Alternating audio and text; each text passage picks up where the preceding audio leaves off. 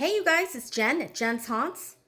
If this is the first time you've stopped by my channel, thanks for having a look. I hope I earn your subscription today. And please like this video. That would be awesome. Lets me know that you're there. So you guys know that I've been working on Nightmare Before Christmas, and here's my kids, and they are done. I'm going to be doing a much smaller display this year, but I still wanted the content to be as good as possible. So if you are interested in making these kids, just look back a video or two. I've been vlogging as I made them, and you can see them from the beginning to now the end.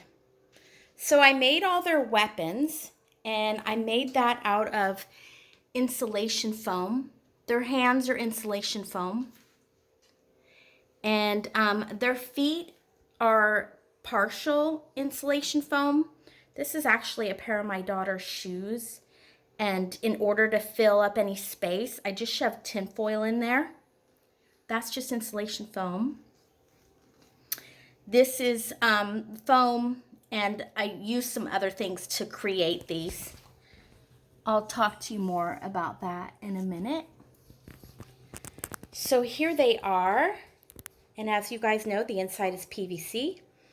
The faces I made out of insulation foam, homemade clay, and then store-bought clay, and all that's on my videos. This black hat took the spray paint just perfect. You guys know I couldn't find the purple I was looking for, and so I just used an old t-shirt, a purple bag that was fabric.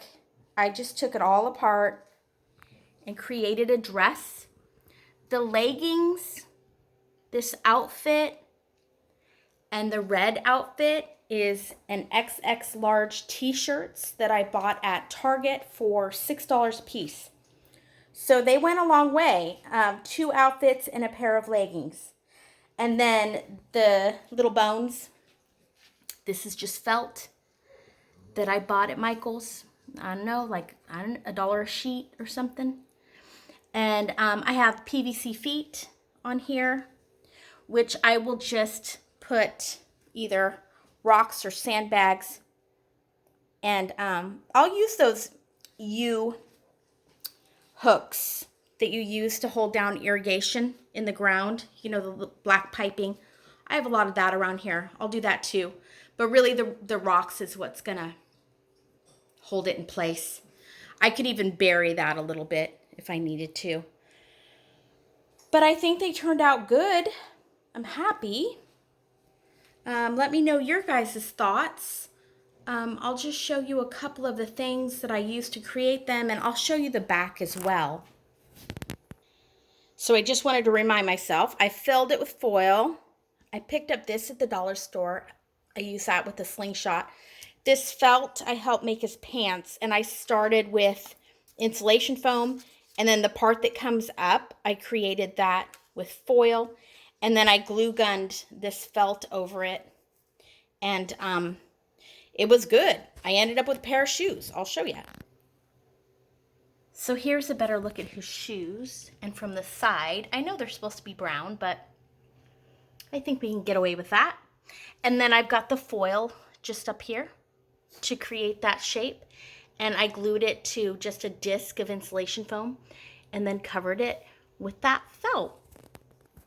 This is the spray paint I used to create her dress, and that was exactly the color I was looking for. So I was thankful to find it, and it just couldn't be any less expensive.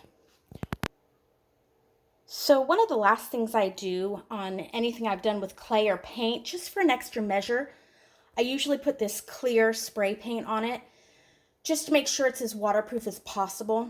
But I painted these masks several times, and I think that they will be fine. All right, so let me just show you the back of his head. What is this, barrel? I had just enough material, as you can see. There's the back of the PVC that I'll use that to weight something down. And this is the insulation foam. And I did go ahead and paint that with the driveway sealant. that PVC is tucked in there with foam board glue. So just to give you guys a recap of what's in here, and you can certainly just have a look back at my other videos. They are made out of PVC, pool noodles, chicken wire, blue tape, and then they are covered with material, and I just layered it from there.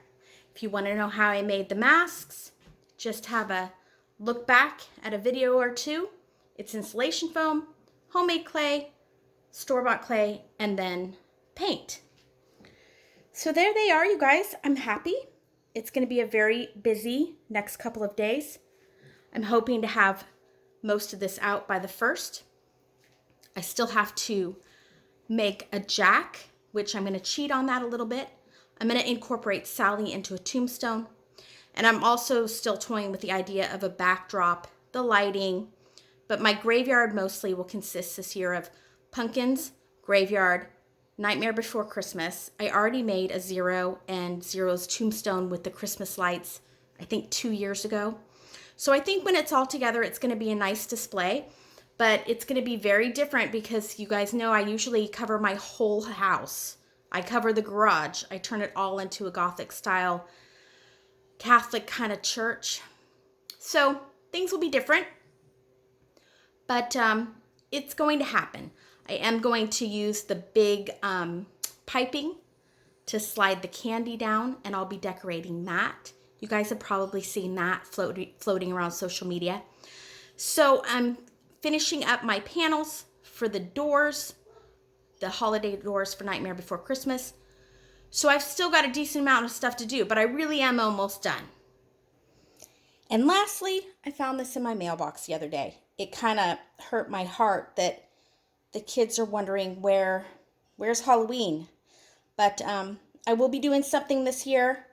But this is cute, and I'm sad that they're walking by and nothing's happening yet.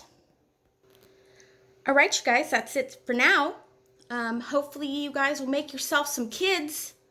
I think they turned out really good. I'm pretty happy.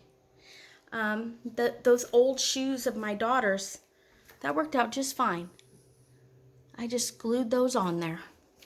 So, all right, you guys, that's it for now. Please like, please subscribe. Just lets me know I'm not talking to myself, and I will speak to you later.